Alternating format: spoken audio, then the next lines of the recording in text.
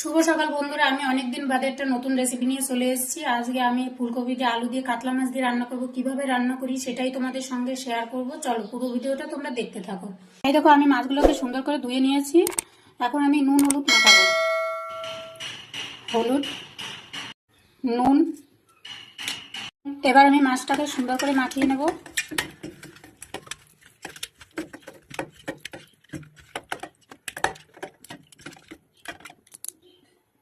আর দেখো, এখানে ফুলকপি আলু সুন্দর করে কেটে ধুয়ে নিয়েছি। আর এখানে 3টে লঙ্কা আর টমেটো কেটে নিয়েছি, আর ধনেপাতা, একটা তেজপাতা। আমার কড়াইটা গরম হয়ে গেছে, এবার আমি তেল দিয়ে দেবো পরিমাণ মতো। দেখো, তেল গরম হয়ে গেছে, এবার আমি মাছ দিয়ে দেবো।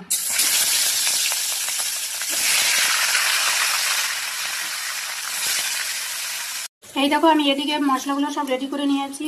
ধনের গুঁড়ো, জিরের গুঁড়ো, হলুদ, একটু আদা বাটা আর নুন। এবার আমি জল দিয়ে দেবো পরিমাণ মতো। জল দিয়ে মশলাগুলো মিলাবো, সুন্দর করে মিশিয়ে নেব। আমি মাছগুলোকে ভালোভাবে ভেজে নিয়েছি, সুন্দর করে লাল লাল করে। এবার আমি মাছ ভাজা তেলেই আমি ফুলকপি আর আলু ভেজে নেব। ফুলকপি আলু আমি এখন দিয়ে দেবো তেলের মধ্যে। আগে আমি ফুলকপি ভেজে নেব।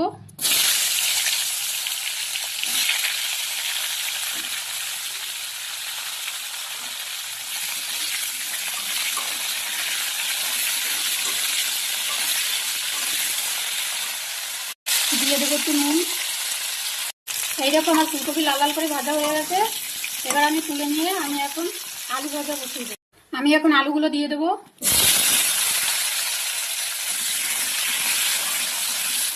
আলুগুলো আমি এরকম সুন্দর করে ভেজে নেবো লাল লাল করে। আমার আলু ভাজা হয়ে গেছে, এবার তুলে নেব। আমি এই তেলের মধ্যে আর একটু তেল দিয়েছি। এবার আমি ফোড়নগুলো দিয়ে দেবো। আমি জিরে আর তেজপাতা দিয়ে দেবো ফোড়নে। এবার আমি দিয়ে দেবো টমেটো।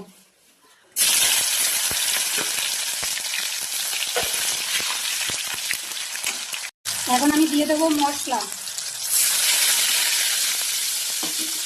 মশলাটাকে আমি ভালো করে কষিয়ে নেব। আমি দেখো সুন্দর করে মশলাটাকে কষাচ্ছি। আমার মশলা কষানো হয়ে গেছে। এবার আমি ভাজা রেখে আলুগুলো দিয়ে দেবো।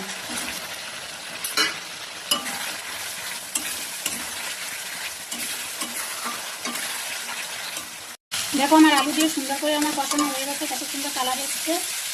এবার আমি দিয়ে দেবো পরিমাণ মতো জল। জলটা ভালোভাবে ফুটে গেলে তারপরে আমি মাছ আর ফুলকপি একসাথে দিয়ে দেবো। দেখো, জলটা বেশ সুন্দর করে ফুটছে। এবার আমি দিয়ে দেবো মাছ আর ফুলকপি।